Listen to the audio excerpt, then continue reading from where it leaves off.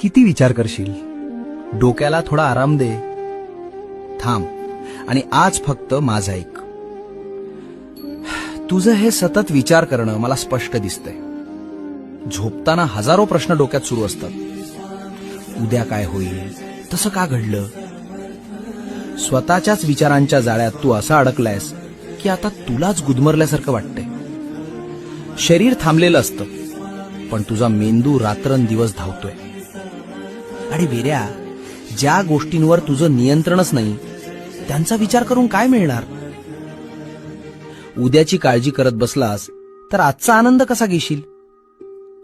भविष्याची चिंता आणि भूतकाळाचा त्रास, हे सगळं आता इथेच माझ्या झोळीत टाकून दे.